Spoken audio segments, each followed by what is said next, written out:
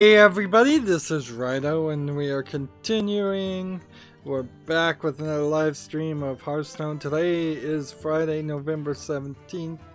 In one of those odd things that might actually happen more often nowadays in the winter. Had to take a break in the middle of streaming, and it makes no sense to end a stream and start a stream even if one hasn't been announced. We need to finish priest victories. We need to do everything, frankly. But we were playing ranked priest victories. That's what we're going to be doing for a while here. Yep. Even if YouTube doesn't bother to announce that I'm going live, me stopping and ending a stream is not going to fix it, because this is clearly something they've been working on. So yeah, I'm trying to kind of rush through all this and just get to post show. So there was a new Titan Quest expansion. I don't know what Titan Quest is even. It's gonna bring players to the realm of the North Gods, but I'm seeing a trailer here that is very well animated. Like, this looks good. And I find that strange, like rather strange, that there would be a AAA animated style game called Titan Quest that I haven't heard anything about. There's a Nordic huntress fighting wolves. Titan Quest Ragnarok. So was Titan Quest... Let's see, it's been more than 11 years since the release of the mythologic action RPG Titan Quest and its single expansion Immortal Throne. It was gloriously entertaining action RPG described in our 2003 post-THQ roundup. Ooh, a free victory. I will take that. So... let's see. Property ultimately went to THQ Nordic, which I need 2 more priest victories, and they released a 10th anniversary edition last year. So I guess the anniversary edition gave them the opportunity to now put an expansion on. And see, when I'm looking at the game, that cutscene has nothing to do with the game. The game itself still looks fine, but it's pretty old. So maybe I'd go check it out, but man, I'm getting tired of seeing games that do stuff like this and kind of how do you... false advertise, I suppose would be the word. They kind of false advertise their games to be something completely different. Video games have been doing that since the beginning, certainly, but now that there actually is a potential and an understanding that some games can look as good or better than the commercial for the game, it seems really odd that people are continuing to have trailers for games that look very cinematic and great, and then you see the actual gameplay and it's a top-down 8-bit pixel retro game or something like that.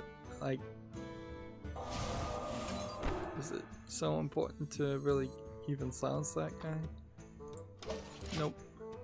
So the Golden Joystick Awards, I was going to talk about this in the last recording, but nature called, basically. I had to end that recording about 10 minutes early. Let's see. Let's go ahead and silence this guy. And so the winners, I was going to go over the selections because that would be nicer to know, is who was even nominated, because I know a lot of people don't even care about it, and rightfully so. Let's end the turn. so we'll just go over this. Best storytelling, Horizon Zero Dawn.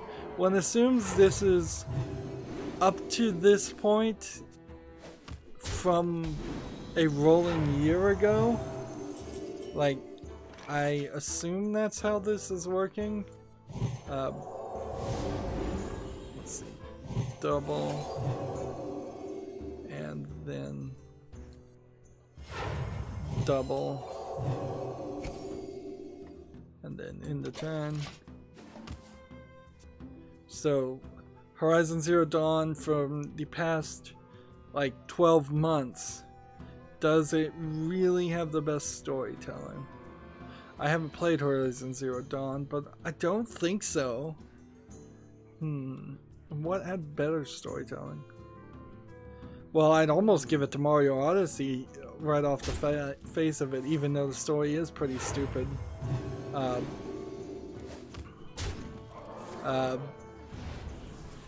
It's just gonna kill it. Darn it.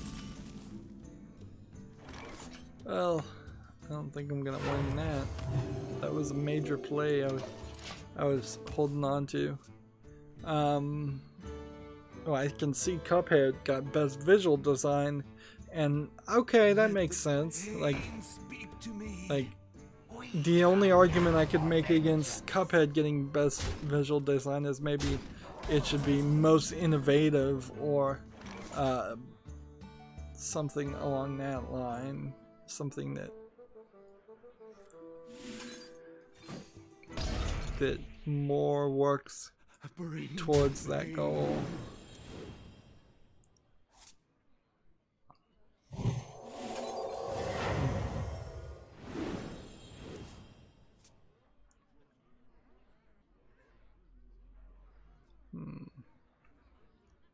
Like, yeah, I could see most innovative design or most visual, and then giving best visual to something else. Was the Zelda Breath of the Wild story that good? No, not really. Seriously, for the past 12 months, has there not been anything with an amazing story? Like, I'm starting to kind of wonder if that might be the case. I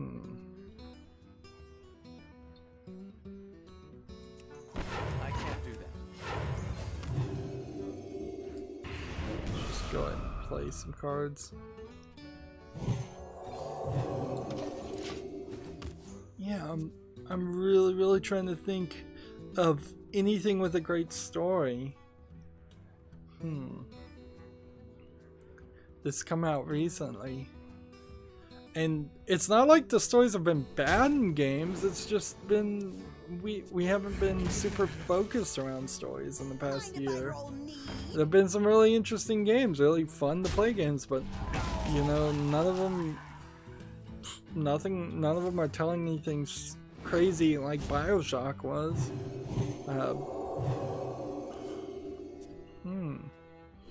So I guess I'm gonna have to say that best storyline does go to Horizon Zero Dawn, because that probably is the most story, the most unique, most well-placed story. Next is best audio, The Legend of Zelda Breath of the Wild. I could believe it. Like, I'm not 100% certain since I didn't play that game, but I could certainly believe that it has the best audio, because I imagine in that open world game we're trying to do something like that. And if you're gonna skip over remakes of like Skyrim, where yeah, another release of Skyrim might get best audio, like, I don't know particularly any other games that had really great audio.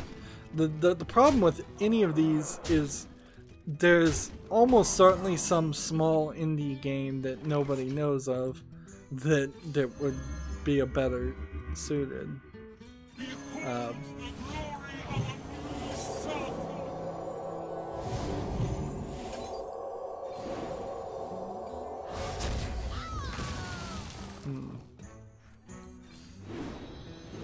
Job's done.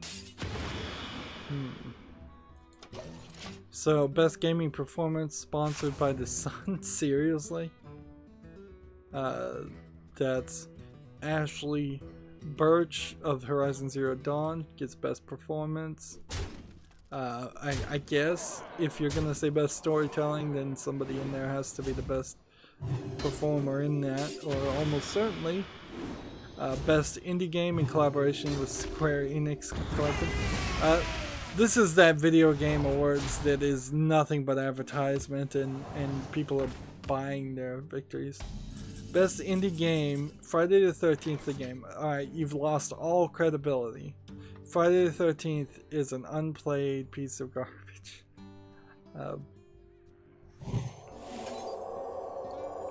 Like, nobody cares.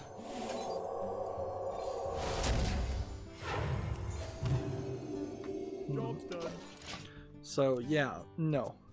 Best multiplayer game sponsored by GT Omega. Why am I reading the sponsorships? I'm gonna stop reading that. No, I'm gonna read it because it's funny. PlayerUnknown Battlegrounds. Now, there was some argument that PlayerUnknown being a game that's not even out of beta and having a lot of missing content and features, it doesn't deserve much of anything. That being said, a lot of people did play it, so like, unless you were going to give this to Splatoon 2 or Overwatch, honestly, Overwatch should probably win that. Like Hearthstone, Overwatch, something MOBA, Dota, any of those games that added any expansion whatsoever should have been under consideration more than PlayerUnknown Battlegrounds, unless you're just going by where people went the most. If it's mob vote, then I guess PUBG succeeds. Studio of the Year, Nintendo. Is that fair for Mario Odyssey alone? To, like... I'm trying to think. Was there a better studio that put something up? Here's the problem with an idea of an award for Studio of the Year. It would have to be a company that put out at least 2 things in the last 12 months, and then by doing that, you're limiting the number of options so much that it is going to be either Microsoft, Nintendo, Sony, maybe Sega, but Sega wouldn't, of course, ever win because Sega makes terrible games. So yeah, Nintendo has to win it because Microsoft didn't put out probably 2 games in the past 12 months worth mentioning, and Sony maybe published 2 games, but I don't know if that would really even fall under a studio. So the fact that Nintendo is massive artificially almost guarantees that they would be the only studio big enough to win that award.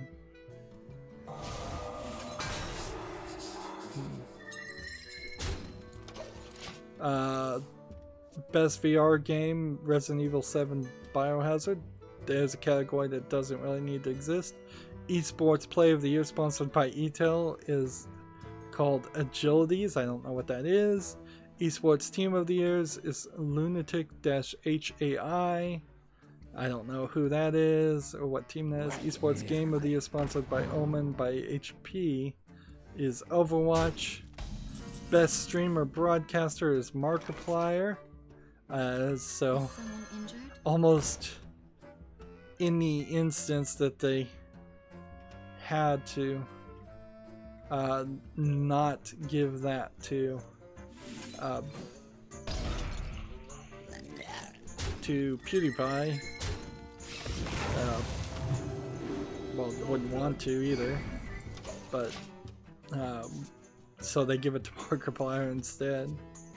And here's my prediction for the next 12 months. Markiplier does something to irritate somebody, and then he's on the out and attacked. Like, old media in particular is gonna try to attack every single popular streamer over and over again. And a lot of people are gonna jump on the bandwagon not even knowing that's what's happening.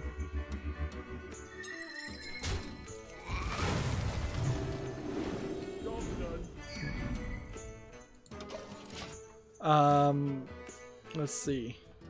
Handheld mobile game of the year sponsored by Bespoke Arcades, Pokemon Sun and Moon. Fair enough.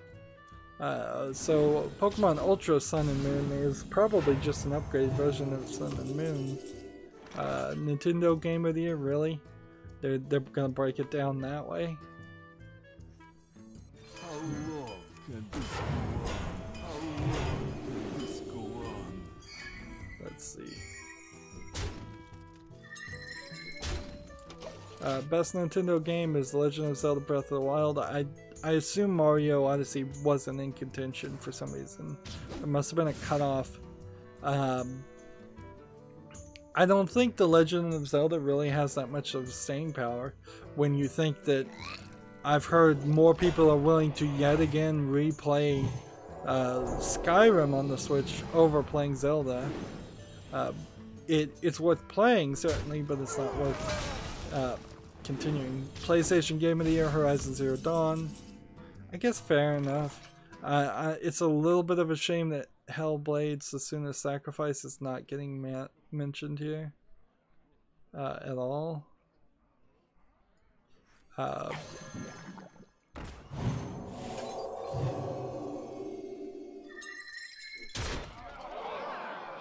Let's hit this and heal this and attack here and here.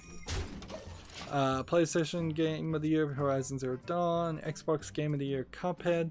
Is Cuphead an exclusive to the Xbox? I guess it might be. PC Game of the Year, PlayerUnknown Battlegrounds. Again, I would say Overwatch should be the pick there. Critics' Choice Awards, The Legend of Zelda Breath of the Wild. Breakthrough Award sponsored by Badfly, Ashley Birch. So, like, I don't even know who she is.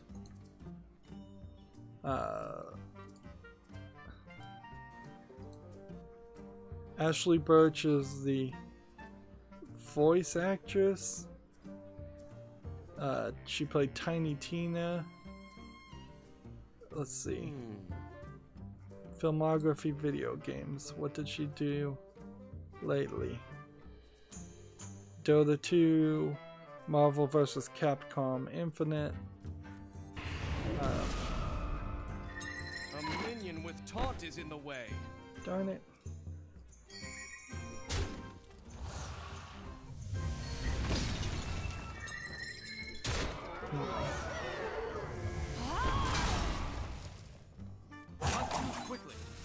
Let's take this.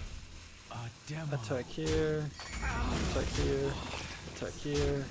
Attack here. Gotta pay attention to both playing. Pit People, Guardians of the Galaxy, Telltale, and she was in Horizon Zero Dawn, so almost certainly that's what it. She's also played a role in Steins Gate, Attack on Titan, and Attack on Titan Junior High animes, and she also was on Adventure Time and Ben 10 and Steven Universe. I think the newest Ben 10 version. How are we gonna get this to work?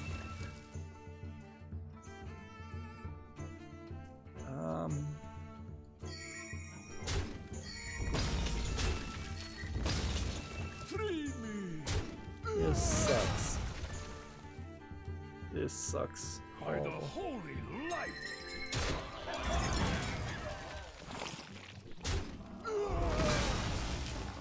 Oh man, I thought I was about to win.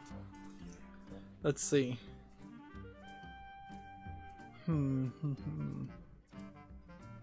She's even done a few live action things. And the Game Awards and Golden Joystick Awards and British Academy of Game Awards. She's gotten like 5 awards. Alright, so we know who she is. I wish they did put something more. They put Final Fantasy, I assume 1 in the Hall of Fame? Or the entire series of Final Fantasy? Like, for no reason? Like, it just to throw the Japanese market a bone, I suppose? The Most Wanted award goes to Last of Us Part 1. The Still Playing award goes to World of Tanks, or who's still playing that? Outstanding contribution to the UK gaming industry, sponsored by The Telegraph, is Debbie Bestwick. Like, I don't even know who she is, so let's see who she is. Deborah Bestwick is the co-founder of the British video game developer Team 17. So just like a award to Team 17, who what have they done lately?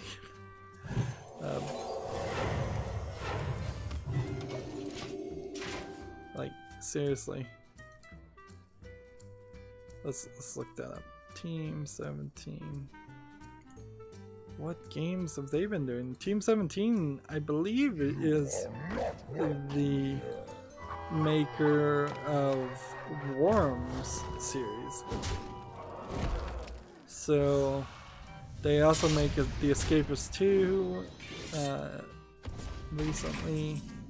But here's the games they made. They made Yooka-Laylee, Avian Colony, The Escapist 2, and that's it for 2017. Wow, she isn't contributing much, really.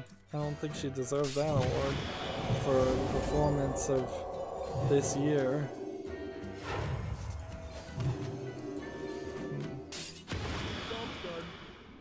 Still didn't get these two down to 0. Lifetime achievement to Sid Meier for the Sid Civilization Awards. Some of these seem to be very British oriented, and in the ultimate game of the year, wow, is The Legend of Zelda Breath of the Wild. Honestly, I don't agree with most of this. Like, I may have actually even gone over the options, and a lot of the nominees were missing. Like, with the exclusion of Final Fantasy, none of these are the Japanese style games. Yes, there are Nintendo games here, but those are kind of their own thing. And I just don't think there was a lot of consideration given to things like Overwatch in particular. So yeah, don't give any credibility to any awards thing. They're all just kind of garbage, and it just is more evidence that you shouldn't really listen to video game people or video game industries. Sometimes they make a good game, but it seems, despite themselves, they make good games, and that's about it. Because when you listen to their opinions on most of other things, you'll find you probably don't agree with them with much. So here's the story. Indie developers in India are channeling their history into exciting new games. Well, how far back in their history are they going? Like, I suppose there's something to be said there, that if people could get enough money in India, or people move to a more rich country and make video games from that culture, we could learn a lot from their culture. And Indian culture is particularly interesting because it's not as shared a culture as other people's. So, like, the Buddhism and their mythos and all of that kind of got expelled from China, or never made it to any of the other Asian cultures, and it doesn't make it to any of the Middle Eastern countries on the other side of them. So they're sort of culturally isolated. And instead of having the market immediately be flooded with things like Norse mythology, or I guess we're past the point where we're doing ancient Greek, And certainly the market is flooded with Japanese mythology a lot. And if it gets translated over, you even get some Chinese mythology that comes over. And maybe even a few South Korean mythologies, but African, almost the entire continent of Africa, very few games come from that. European games, excluding the ones that are like Wolfenstein that deal with Nazis, there's not a ton of other culture things. You get some of the fairy tale things where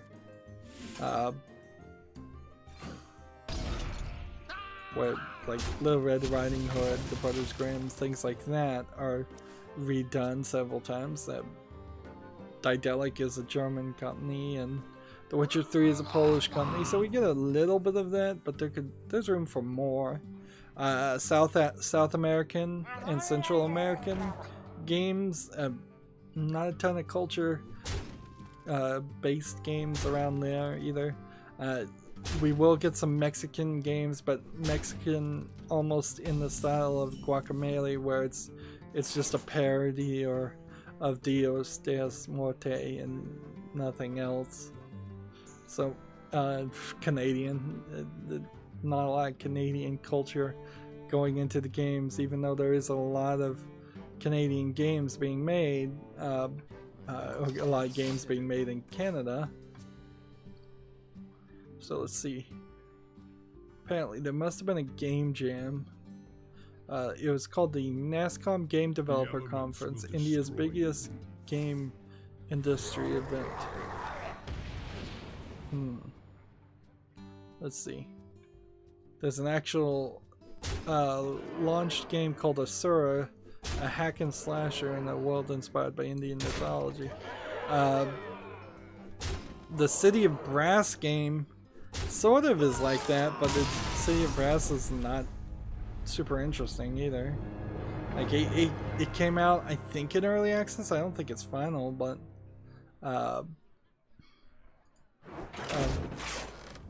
nobody really gave it any coverage.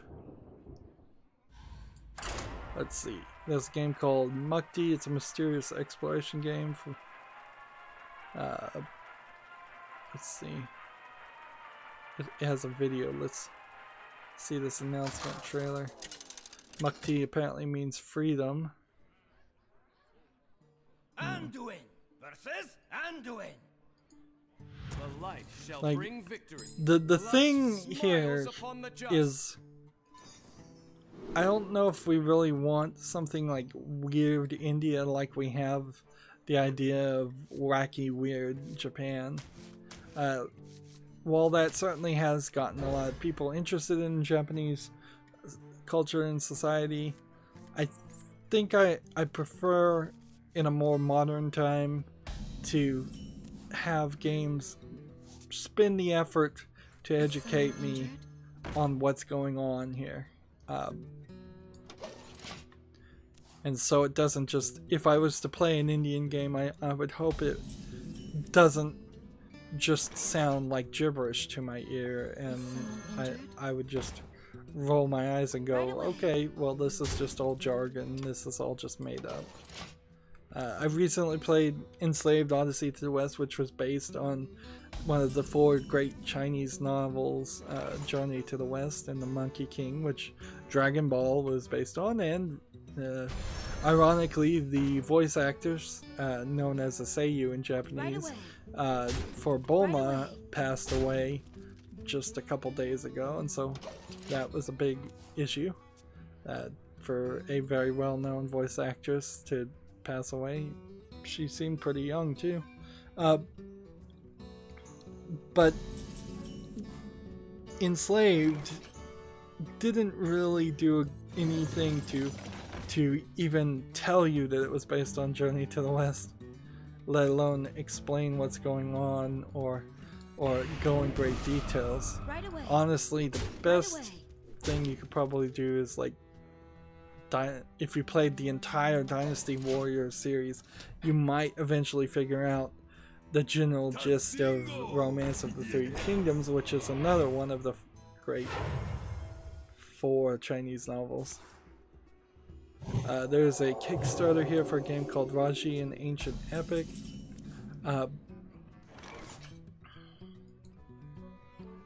There, I suppose, is an argument to be made that this looks good. If this actually comes out, I'd be interested in playing it.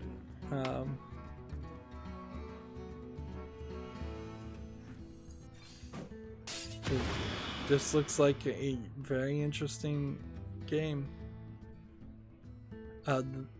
There's an argument to be made to say that maybe they are looking a little too much to their past in their creation of games in India, and there should just be some games that just look like any other game, but they're programmed by Indian programmers. In the end, all video games kind of, if they want to sell big, need to have a worldwide appeal, and so it doesn't even really matter who programmed it or anything like that. It's just gonna come down to who was, oh man, I could have doubled his health.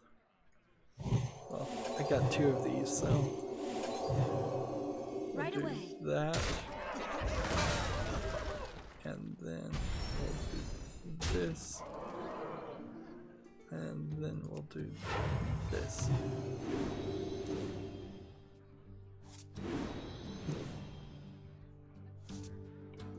And then we'll do this.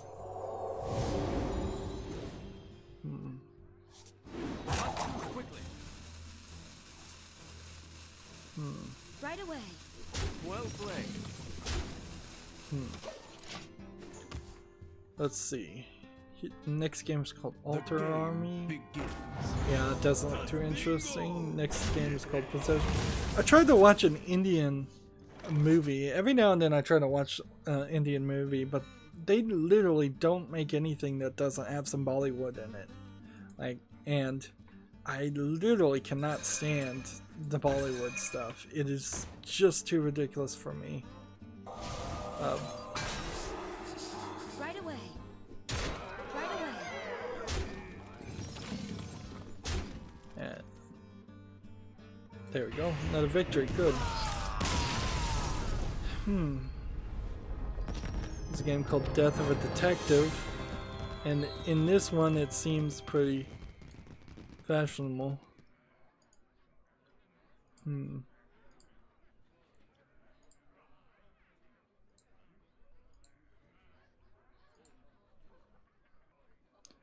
So yeah, there's like a couple of games here. Like, there must be a growing video game market in India. I mean, clearly if there ever was going to be a place like that, it would be India, so that people could, big corporations like EA could hire them out. And I imagine a lot of that does happen is that they are like Indian video game developers are hired or brought in as foreign workers in the United States to pay them less to program on games and give support. But it's nice to see also that they at some point will create something. This Raji actually looks a lot like Enslaved, but hopefully better gameplay and story. It's this woman in Indian garb. I'm debating whether I should even mention their Indian garb. I suppose I'm old enough where there was a time where in the United States, at least to me, Muslims didn't exist, and just culturally they were unknown of.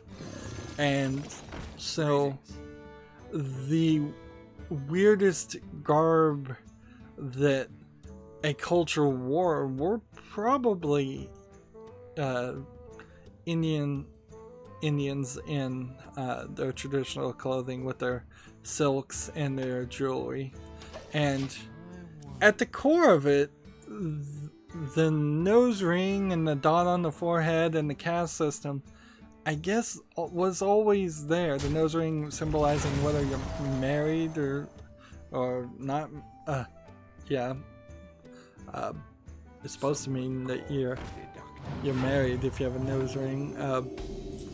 Same is true for the dot on the forehead. But yeah, I guess I never really thought of it more than this exotic and interesting thing, but now that I look back at it and I think about like some people in full cloth, full black, cover every inch of your skin, in some Muslim countries, I'm like, oh yeah. Looking back, even though it looked fancy and was exotic and it wasn't quite for the same thing, it was still very much something that was culturally forced and enforced on women and men. The turban, particularly, you were legally required to have a turban at some point because it was used by the police to tie you up, and because they didn't have like handcuffs at the time. So if you weren't wearing a turban, then you were immediately seen as a criminal, because it was a crime to not have one, and also because you didn't want to get caught. I doubt any of that would ever be covered,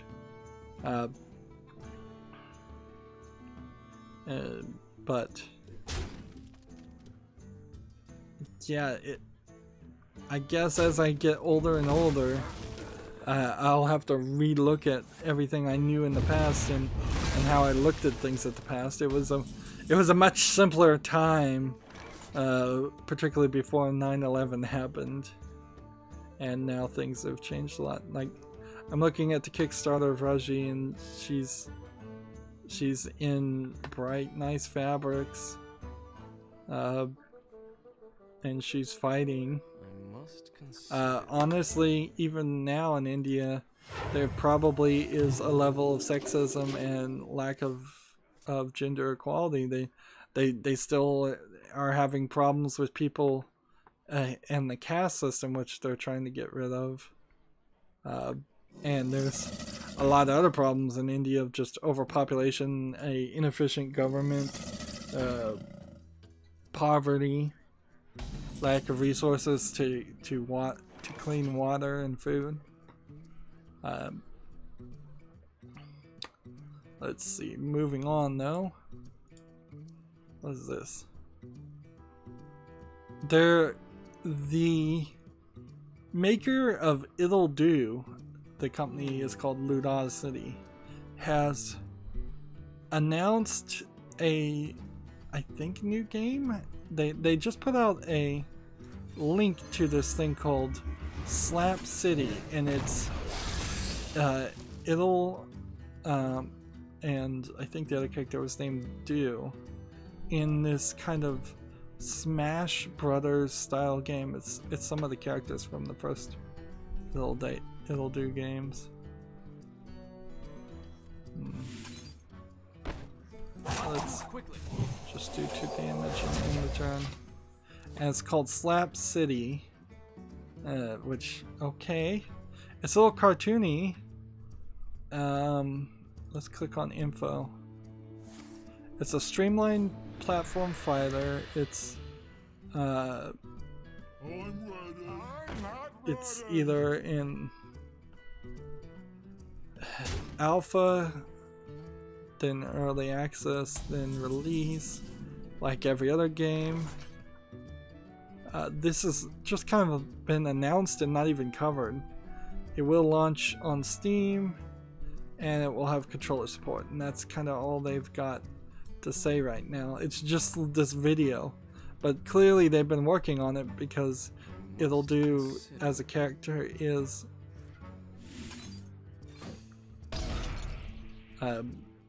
there and is doing and it looks decent. Characters. Let's see what characters are listed. Well, we know of 4, which from the game. I imagine they need to do more though. So it'll be interesting to see if Slap City actually is a thing, or if it's just kind of a gag.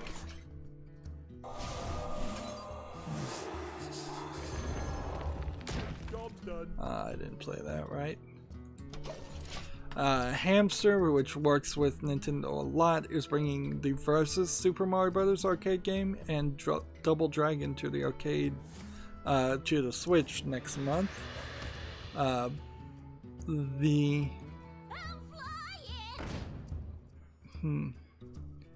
Neo Geo World Heroes is also coming November 30th, and Neo Geo King of Fightings 96 is dated December 26th.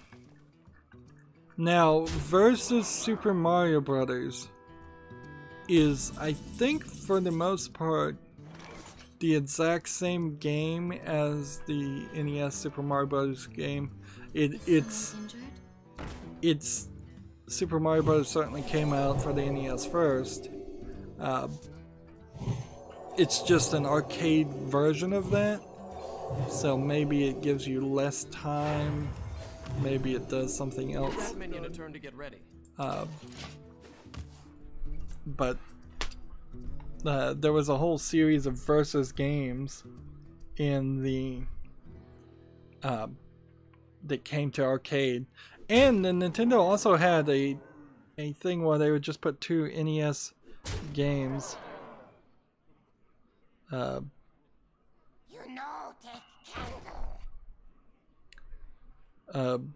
There's a whole bunch of like arcade consoles out there where it was just pick one of 10 NES games, put in a quarter, and you could play it. We got somebody on the chat. Hello, Leonard. He's asking me to add him, the champion 1583, and then he typed it wrong the first time. He wants to play. Fair enough. I will certainly take that opportunity to do this. Although I kinda don't like having to bring an entire stream to a halt so I can type in somebody else's name when I'd much prefer they type in my name.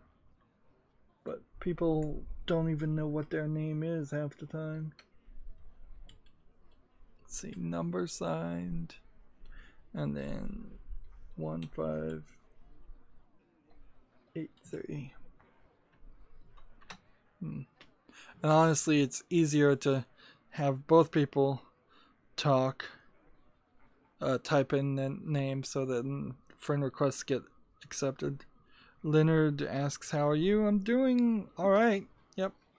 Trying to get through a Friday stream where usually people don't even bother to watch because everybody's busy on a Friday, and understandably. Let's see.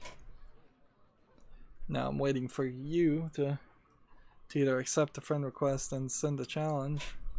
Let's take a moment to look at what we need to get done. I need 3 victories with a druid and 1 more with a priest or warlock. I suppose I could play with a warlock to keep things interesting. Let's see, are you going to accept? Well, if I mistyped your name, you can send me a friend request. It's RYDO number 1423. So send that.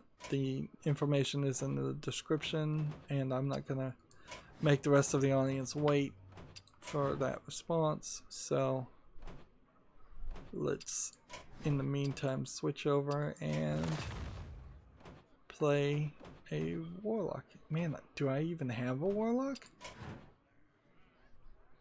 Nope, I have somehow eliminated warlock completely from my life. Just in the process.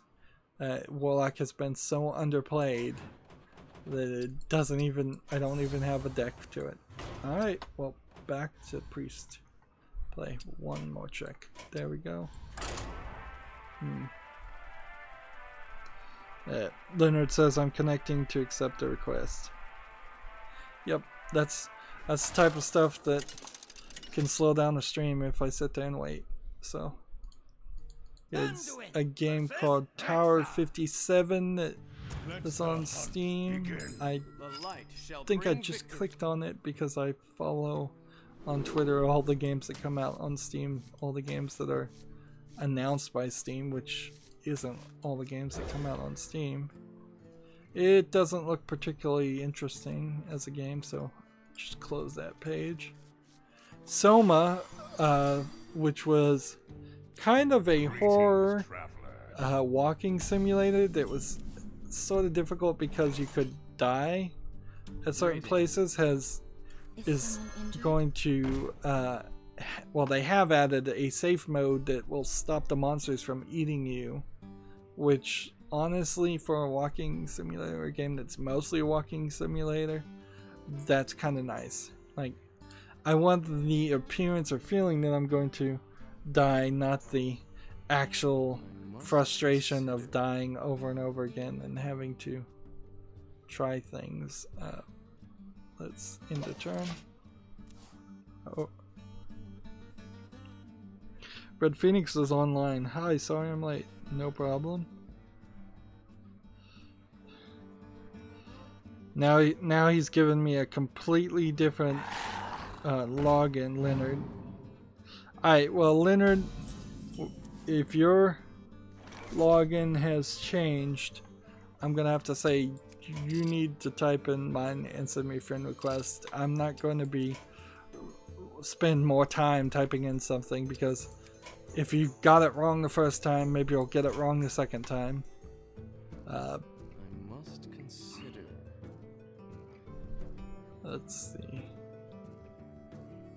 I want to gain control of an enemy, play a coin, play this, and attack, Right away. and attack.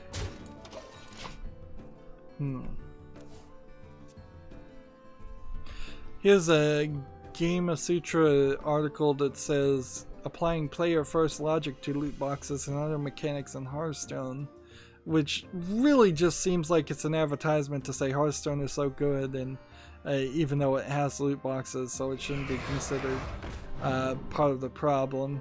Which, you know, that's saying, I've heard people make the exact same argument about Overwatch, is that, well, the loot boxes are just aesthetic, so they're not part of the problem.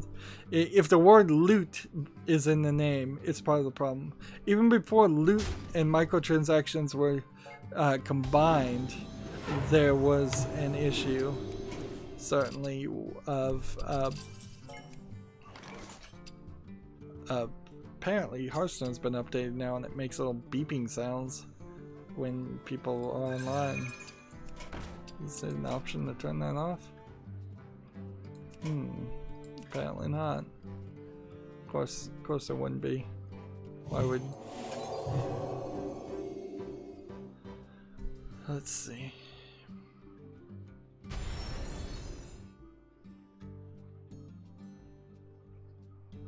Let's go ahead and attack here. Actually, I could have attacked Right away. this, and then I could have done that. I could have attacked this one and then attacked that one, then healed 2 and grabbed.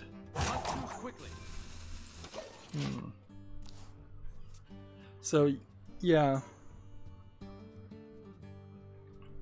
as far as I'm concerned, having been playing Hearthstone for the past couple of years, its microtransactions are horrible, and they are most definitely not putting the players first.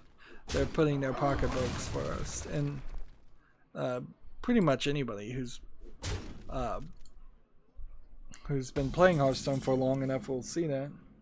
Then it says, no, I connected and I checked the battle tag. I thought I could remember it. Yeah.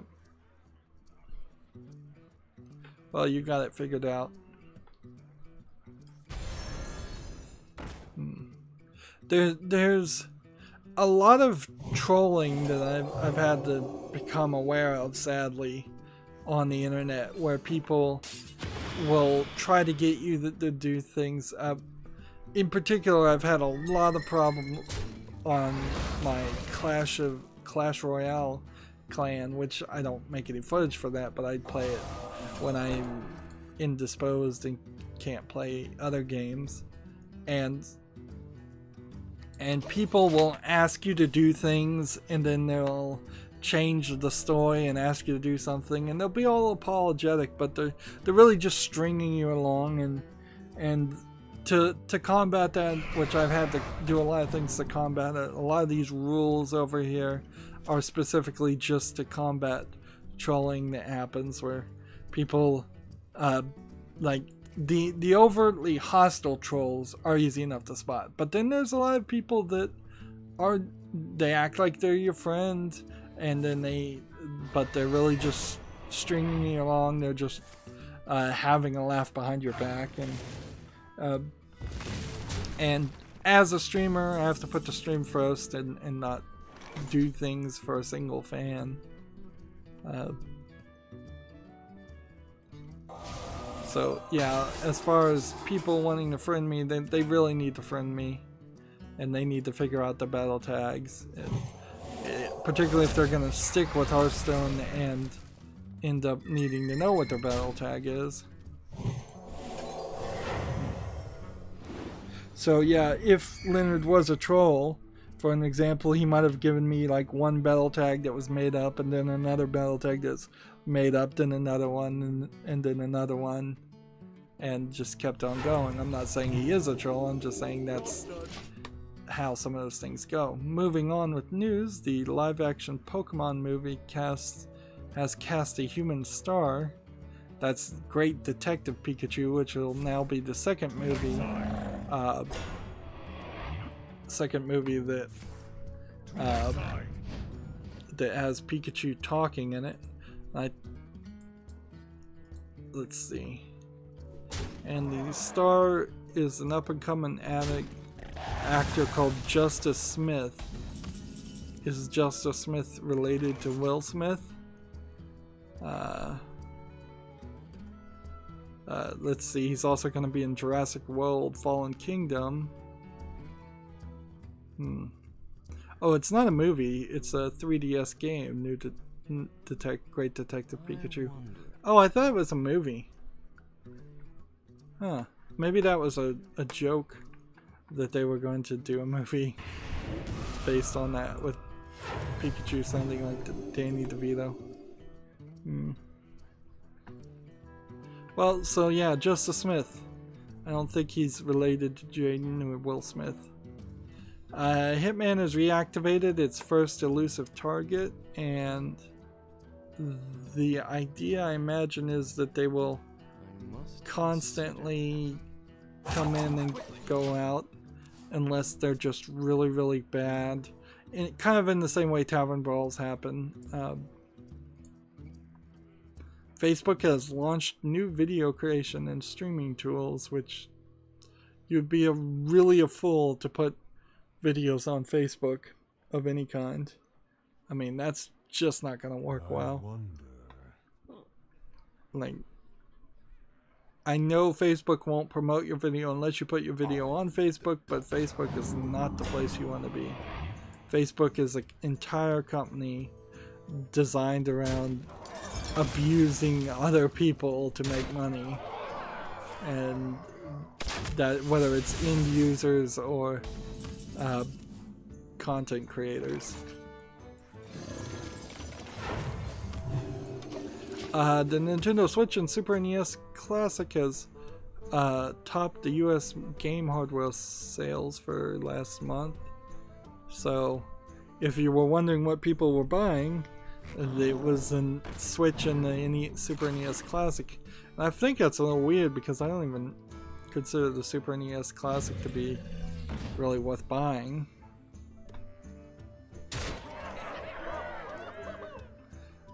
Let's see, there's a game called the Caligula Effect Overdose announced for the PlayStation 4.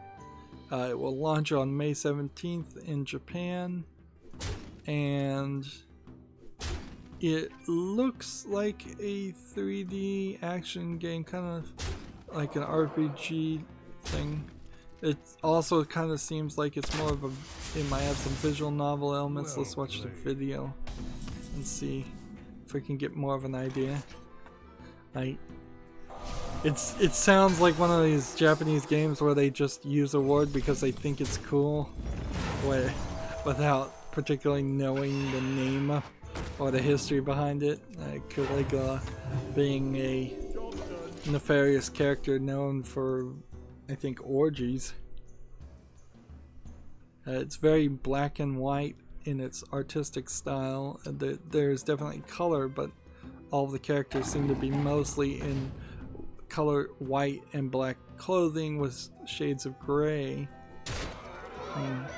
And like a lot of Japanese game trailers, this is not really telling me anything. It kind of looks like Persona. Let's see.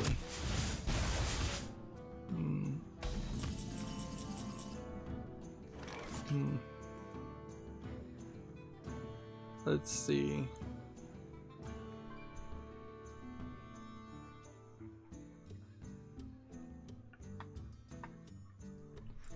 Let's see. Overdose features drastically upgraded direction, visuals, and processing.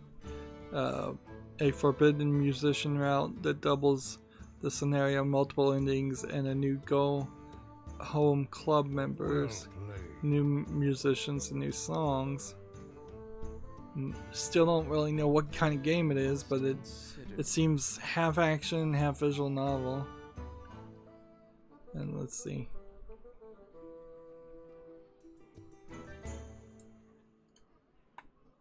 Blaze Blue Cross Tag Battle has added 3 characters.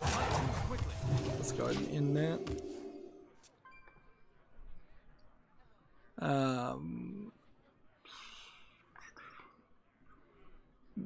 One of which is from Persona 4. I really am getting the feeling that Blaze Blue is the new Street Fighter. But it's in a world where Street Fighter already exists and probably holds a significant amount of the fighting market already. But I probably will get around to playing a Blaze Blue game before I get around to playing a Street Fighter game on PC. Oh, by the way, the Caligula Effect has an anime announced because that's what they always do. When they want a big seller in Japan, they mix everything together and release an anime, a manga, a light novel, a video game, a movie, lots of merchandise. They go big. I keep seeing this one here and wishing I could open that pack, but I can't. Alright, well, it's been another 45 minutes, so stay tuned if you're watching live. I'll play the champion in a second, and we'll try to get 1 priest victory and 3 druid victories. As always, I ask you to like, share, subscribe, comment, and watch every second of my videos. If you want to friend or follow me on basically any social media sites, there's a whole bunch of links down below. Thank you for watching. Have a good evening.